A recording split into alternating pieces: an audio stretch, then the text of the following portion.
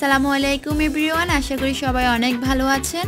কাজল recipes চ্যানেলে আজকের পর্বে থাকছে রসমালাইয়ের রেসিপি।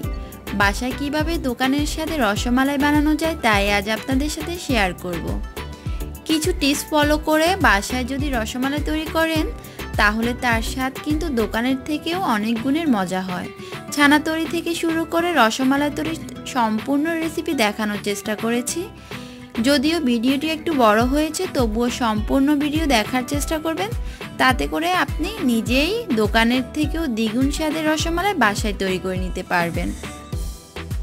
আমি ছানাটা সিরকা দিয়ে কাটবো, এই জন্য একটি বাটিতে 3 টেবিল চামচ পরিমাণ নর্মাল টেম্পারেচারে থাকা পানি নিয়েছি আর এর মধ্যে দিয়ে দিচ্ছি 3 টেবিল চামচ পরিমাণ সাদা সিরকা বা হোয়াইট ভিনেগার। আপনারা চাইলে লেবুর রস অথবা টক দই দিয়েও ছানাটি কাটতে পারেন, তবে সেক্ষেত্রে পরিমাণটা একটু বেশি লাগবে লেবুর রস দিয়ে কাটলে।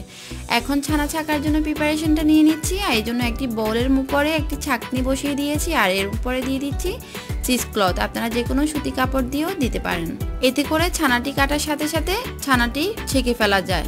এখানে চুলা একটি হাঁড়িতে আমি 1.5 litre full cream liquid milk নিয়ে নিয়েছি আর চুলার আঁচ হাই হিটে রেখে এখন অনবরত নেড়ে ছেড়ে দুধটাকে জাল করে নিব। দুধে একটি বলক আসা পর্যন্ত দুধটা এভাবে নেড়ে ছেড়ে জাল করে নিতে হবে। এখন এখানে এক্সট্রা ফ্যাট হিসেবে অ্যাড করছি 1 টেবিল চামচ পরিমাণ ঘি। আপনারা বাটার অথবা ক্রিমও ইউজ করতে পারেন, তবে অবশ্যই বাটার অথবা ঘি যে কোনো একটা দেওয়ার চেষ্টা করবেন, এতে করে ছানাটা অনেক সফট হয় আর মিষ্টিগুলো অনেক পারফেক্ট হয়।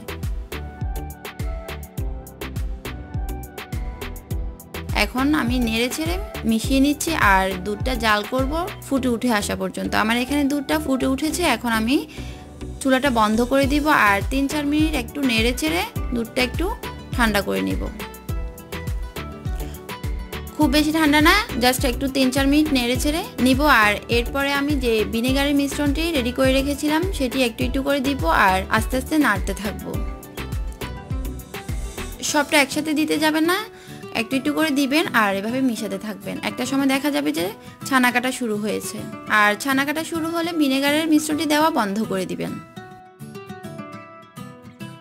ছানা কাটা শুরু হয়েছে আর ছানাটা আলাদা হয়ে গিয়েছে। খুব বেশি সময় ধরে এখন আর ছানাটা এই ভিনেগার মিশ্রণের পানিতে রাখা যাবে না, তাহলে কিন্তু ছানাটা সিদ্ধ হয়ে যাবে। এখন ছানাটা আমি ছেঁকে নিব। সবুজ পানি বের হওয়া পর্যন্ত অপেক্ষা করতে যাবেন না, এতে করে কিন্তু ছানাটা খুব বেশি সিদ্ধ হয়ে যাবে। এখন ছানাটা আমি ছেঁকে নিব। আর অবশ্য আগে থেকে ছানা ছাকার জন্য একটি স্ট্যান্ডের মধ্যে পাতলা সুতি কাপড় বিছিয়ে নেবেন, এতে করে খুব সহজে কিন্তু ছানাটা খুব তাড়াতাড়ি ছেঁকে নেওয়া যায়। এখন আমি ঠান্ডা পানি দিয়ে কয়েকবার ছানাটা ধুয়ে নিব, এতে করে ছানাটা ওভার কুক হয়ে যাওয়ার চান্স থাকবে না আর যে ভিনেগারের একটা স্মেল সেটিও থাকবে না। আমি কয়েকবার ছানাটা ঠান্ডা পানি দিয়ে ধুয়ে নিয়েছি। এখন এক্সট্রা পানিটা একটু হালকা চেপে, খুব বেশি জোরে চাপ দিতে যাবেন না, খুব হালকা একটু চেপে পানিটা ঝরিয়ে নিয়েছি। এখন একটি স্ট্যান্ডের সাথে ঝুলিয়ে রেখেছি। 2 ঘন্টার জন্য ছানাটা ঝুলিয়ে রাখবো যাতে পানিটা ঝরে যায়। 2 ঘন্টা পর ছানাটা আমি কাপড় থেকে খুলে নিয়েছি আর ছানাটা অনেক সফট হয়েছে। এখানে মিষ্টি বানানোর জন্য নিয়েছি 1 টেবিল চামচ পরিমাণ ময়দা, 1 চা চামচ চিনি আর খুবই সামান্য পরিমাণ বেকিং পাউডার। বেকিং পাউডারটা খুবই সামান্য নিতে হবে। এখন এই সবগুলো উপকরণ একটু মিশিয়ে নিচ্ছি। এখন ছানাটা আমি একটু ভেঙে দেখাচ্ছি আপনাদের ছানাটা কতটা সফট হয়েছে।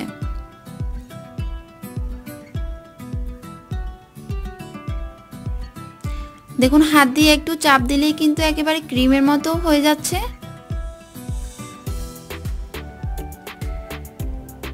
এখন আমি ছানাটা আপনাদের একটু বল করে দেখাচ্ছি। আমি কিন্তু এখনো ছানাটা ভালোভাবে মথিনি, তারপরেও ছানাটা কতটা সফট হয়েছে। এখন আমি ভালোভাবে ছানাটা মথে নিব। মিষ্টি তৈরি করার জন্য পারফেক্ট ছানা যেমন প্রয়োজন, তেমনই ছানাটি ভালোভাবে মথাও কিন্তু প্রয়োজন, তাহলে কিন্তু মিষ্টিগুলো অনেক সফট হবে। এখন আমি 4-5 মিনিট ধরে ছানাটা একটু মথে নিব। আমার এখানে ছানাটা মথা হয়ে গিয়েছে আর ছানাটা ভালোভাবে মথা হয়েছে কিনা সেটা দেখার জন্য একটি বল তৈরি করে নেবেন। যখন বলে কোনো ফাটল থাকবে না তখন বুঝতে হবে যে ছানাটা পারফেক্টভাবে মথা হয়েছে। আমি একটি মিষ্টি তৈরি করে দেখেছি, ছানাটা পারফেক্টলি মথা হয়েছে। এখন সিরকা তৈরি করে নিব। এখন শিরা তৈরি করে নিব। শিরা তৈরি করার জন্য এখানে চুলায় একটি প্যানে 2 কাপ পরিমাণ চিনি দিয়ে দিয়েছি। আর 2 কাপ পরিমাণ চিনির জন্য আমি এখানে 6 কাপ পরিমাণ পানি দিব, কারণ রসমালাই শিরাটা একটু পাতলাই হয়।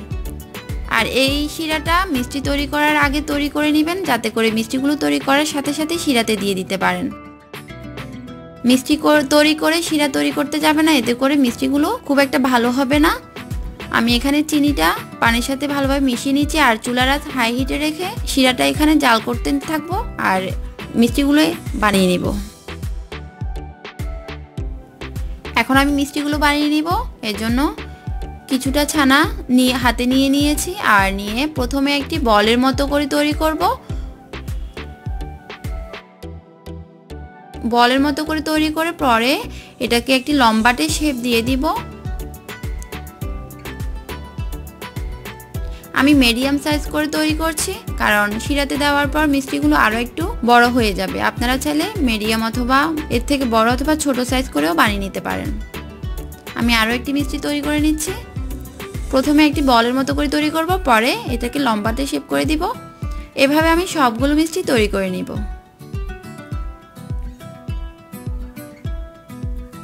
আর চেষ্টা করবেন যে মিষ্টিতে যাতে কোনো ফাটল না থাকে।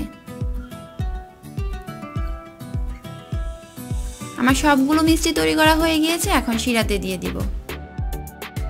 এখানেই শিরাটা ফুটে উঠেছে, এখন এর মধ্যে মিষ্টিটা দিয়ে দিব। এখন এর মধ্যে মিষ্টিগুলো দিয়ে দিব। সবগুলো মিষ্টি একসাথে দেওয়ার চেষ্টা করবেন, এতে করে কোনোটি বেশি আবার কোনোটি কম হওয়ার চান্স থাকবে না। সবগুলো মিষ্টি সমানভাবে কুক হবে। এখন ঢাকনা দিয়ে চুলার আঁচ হাই হিটে রেখে 10 মিনিট জাল করব। ফিরে আসলাম 10 মিনিট পর। মিষ্টিগুলো এই পর্যায়ে অনেক সফট থাকে, তাই বেশি নাড়াচাড়া করতে যাবেন না, জাস্ট একটু হালকা করে নেড়েচেড়ে দিলেই হবে।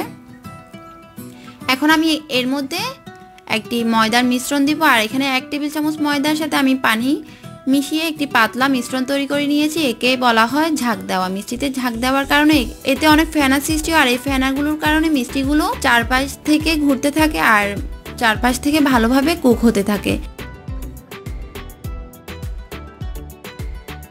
ঢাকনা দিয়ে আমি ঢেকে দিচ্ছি আর চুলার আঁচ মিডিয়ামে রেখেছি। যখন এভাবে ফোমগুলো উপরের দিকে উঠে আসবে তখন ঢাকনাটা একটু উঠিয়ে নেবেন, আবার ফেনাগুলো নিচের দিকে নেমে যাবে। এভাবে আমি আরও 15 মিনিট মিষ্টিগুলো জাল করব। টোটাল 25 মিনিট মিষ্টিগুলো জাল করব।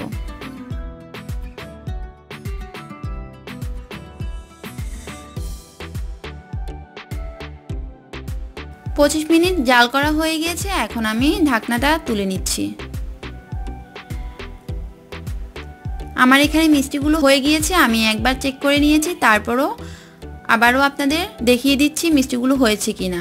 এখান থেকে একটি মিষ্টি উঠিয়ে নিয়েছি। এখানে আমি নর্মাল টেম্পারেচারে থাকা পানি নিয়েছি, এর মধ্যে একটি মিষ্টি দিয়ে দিচ্ছি। যখন মিষ্টিটা ডুবে যাবে তখন বুঝতে হবে যে মিষ্টিগুলো ভালোভাবে কুক হয়েছে। মিষ্টিগুলো যখন ডুবে যাবে না, ভেসে থাকবে, তখন বুঝতে হবে যে মিষ্টিগুলো এখনো কুক হয় নাই। আমার এখানে মিষ্টিগুলো ডুবে গিয়েছে, তার মানে মিষ্টিটা ভালোভাবে কুক হয়ে গিয়েছে। যেহেতু 25 মিনিট ধরে শিরাটা জাল করেছি, সেজন্য শিরাটা কিছুটা ঘন হয়ে গিয়েছে। এর জন্য আমি এখন 2 কাপ পরিমাণ ফুটন্ত গরম পানি এর মধ্যে দিয়ে দিয়েছি। এতে করে শিরাটা পাতলা থাকবে আর মিষ্টিগুলো শিরা ঢুকে শক্ত হয়ে যাওয়ার চান্স থাকবে না। এখন আমি মালাই তৈরি করব আর মিষ্টিগুলো এক সাইডে রেখে দিব। এখানে মালাই তৈরি করার জন্য আমি 1 litre full cream liquid milk নিয়েছি আর দুধটাকে অনবরত জাল করে নেড়ে ছেড়ে ঘন করে নিব, অর্ধেকটা করে নিব। আপনারা চাইলে 2 লিটার দুধও নিতে পারেন। আর এভাবে চুলার আঁচ মিডিয়াম হাই হিটে রেখে অবশ্যই নেড়ে ছেড়ে জাল করে ঘন করে নিতে হবে। আমার এখানে দুধটা অর্ধেক হয়ে গিয়েছে। আপনারা চাইলে আবার গুঁড়ো দুধ অ্যাড করেও দুধটা ঘন করে নিতে পারেন। এখন আমি দুধটা ঘন করার জন্য এখানে 1/2 কাপ পরিমাণ ক্রিম দিয়ে দিচ্ছি। এখন এখন অনবরত নেড়েছেড়ে আমি দুধটাকে জাল করে নিচ্ছি আর ঘন করে নিচ্ছি। মালাইটা যত বেশি ঘন হবে আর ক্রিমি হবে, রসমালাই কিন্তু খেতে তত বেশি ভালো লাগবে। আর আমি এখানে অ্যাড করেছি 1/2 কাপ পরিমাণ চিনি। আপনারা আপনাদের স্বাদ অনুযায়ী চিনি অ্যাড করবেন।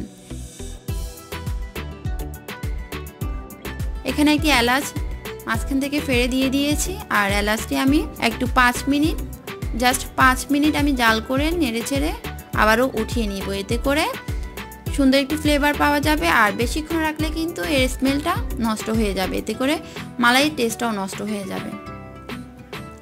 এখন আমি আবারও অনবরত একটু নেড়েচেড়ে মালাইটা ঘন করে নিব।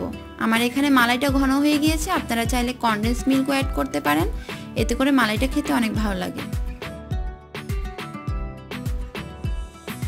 আমার এখানে মালাইটা হয়ে গিয়েছে, আমি এখন এর মধ্যে শিরা থেকে তুলে মিষ্টিগুলো দিয়ে দিব।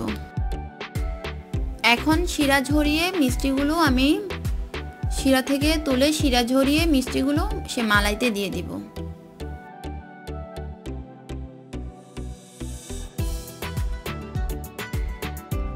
মিষ্টিগুলো মালাইতে দেওয়ার পর বেশিক্ষণ কিন্তু জাল করা যাবে না, জাস্ট 2 মিনিট মিডিয়াম আঁচে রেখে নেড়ে ছেড়ে চুলাটা বন্ধ করে দিতে হবে। বেশিক্ষণ কিন্তু চুলায় রেখে জাল করলে তাহলে মিষ্টিগুলো শক্ত হয়ে যাবে আর ভিতরে কিন্তু মালাইটা ঢুকবে না, তাই 2 মিনিটের বেশি কিন্তু জাল করা যাবে না। এখন আমি চুলাটা বন্ধ করে দিয়েছি। রুম টেম্পারেচারে রেখে মিষ্টিগুলো প্রথমে ঠান্ডা করে নিব, এরপরে সারা রাত আমি ফ্রিজে নর্মাল চেম্বারে রেখে দিব। মিষ্টিগুলো আমি ফ্রিজ থেকে বের করে নিয়েছি আর সারা রাত মালাইয়ের মধ্যে মিষ্টিগুলো রাখার কারণে একেবারে মালাই ঢুকে মিষ্টিগুলো রসে টইটম্বুর হয়ে গিয়েছে। মালাইটা কতটা ঘন হয়েছে আর মিষ্টিগুলোর মধ্যে অনেকটা মালাই ঢুকে গিয়েছে। এখন আমি পরিবেশন করে নিব।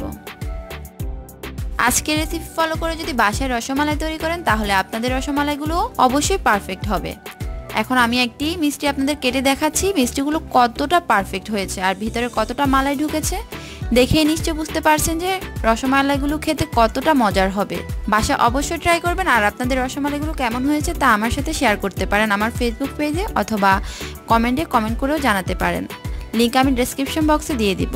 আমার রেসিপিগুলো যদি আপনাদের একটু হলে ভালো লেগে থাকে তাহলে প্লিজ আমার রেসিপিগুলো আপনাদের ফ্রেন্ডস এবং ফ্যামিলির সাথে শেয়ার করবেন। আর আরও সহজ ও মজার মজার রেসিপি পেতে আমার চ্যানেলটি প্লিজ সাবস্ক্রাইব করে নেবেন। আজ এ পর্যন্ত, সবাই ভালো থাকুন। আল্লাহ হাফেজ।